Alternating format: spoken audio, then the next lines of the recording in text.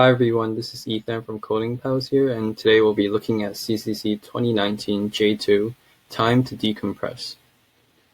You and your friend have come up with a way to send messages back and forth.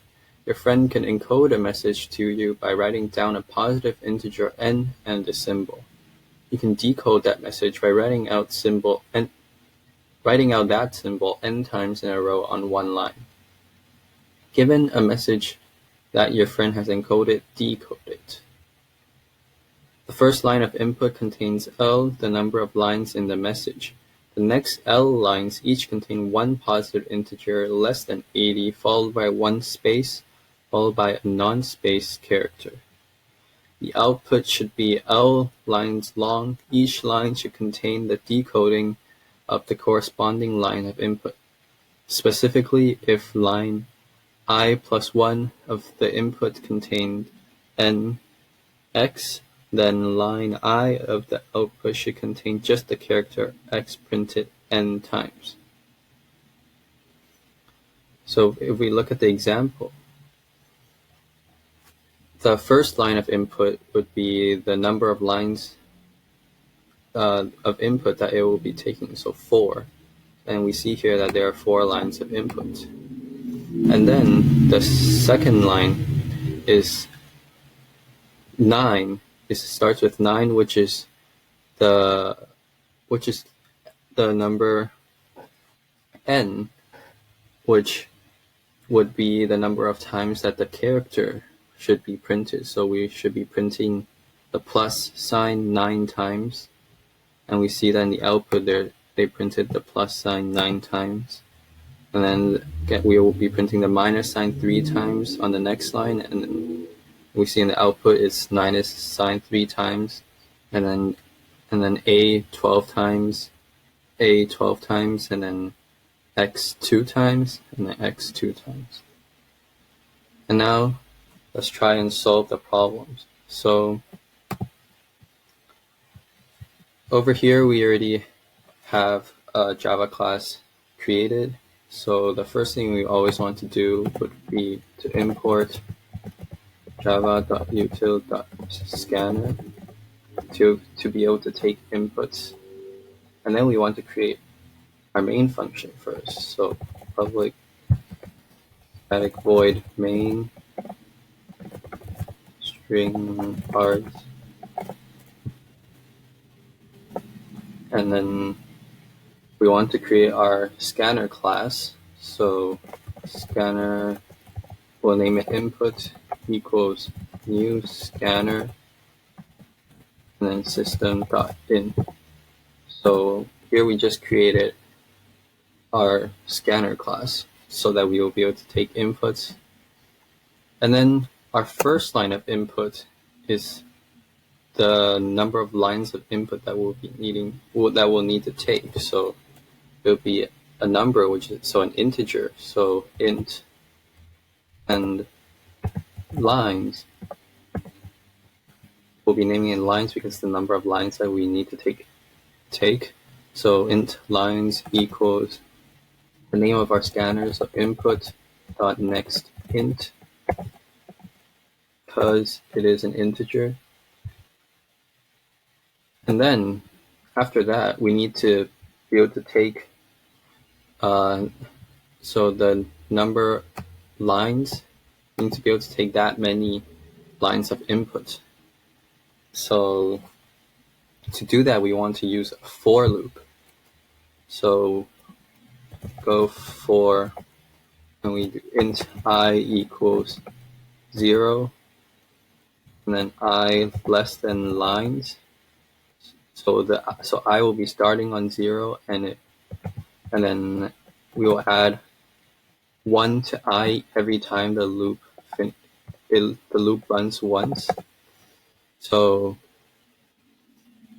it was I will start at 0, and then after the loop runs once, it will be going to 1, and then 2, and then 3 until it is one less than lines. And then when I is equal to lines, then the loop stops and it doesn't run anymore. So this basically allows us to be able to take lines, the number of lines, and it allows us to take that number of lines of inputs. So then if we, for each line, in lines we first each line we first have an integer.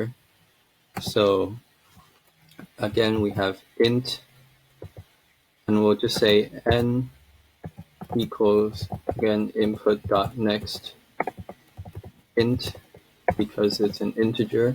That will indicate the number of times we're supposed to print out that the character. And then we have the next thing on that line would be a character, and and we'll just be inputting that as a string because it's not a number. So string, and then we'll just call it s equals input dot next. So that will just be able to, that will be taking the character that we're supposed to be printing out n times. And so now we have our inputs and we need to be able to do something about it. So we want to make another for. So this is a nested for loop. So for int, we use j equals 0, j, and then we want to print out s n times. So we'll do j is less than n. So that means that this loop will and then j plus plus. So that means that this loop will run n times, because it starts at 0 and stops when j reaches n. And then every time, and then we'll be putting inside the loop system out print, and then it would be s. So we'll be printing out that string that we inputted every time. And then in the end, we'll be printing out that character n times because of our for loop.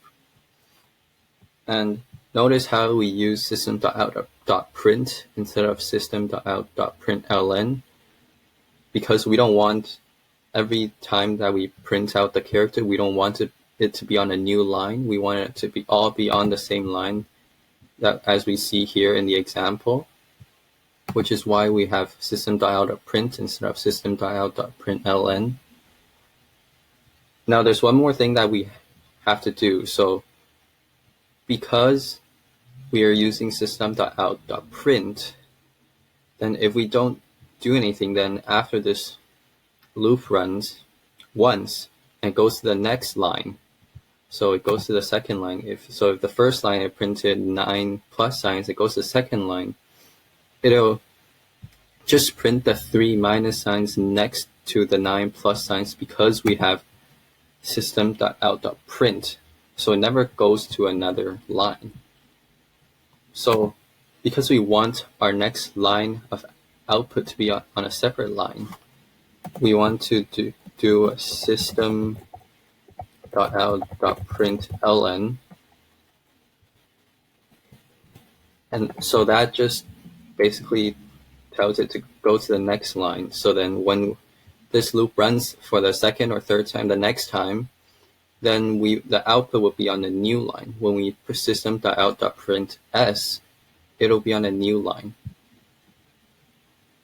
And then it'll keep doing this for each line of input until all of the correct number of characters are printed out, each on a separate line.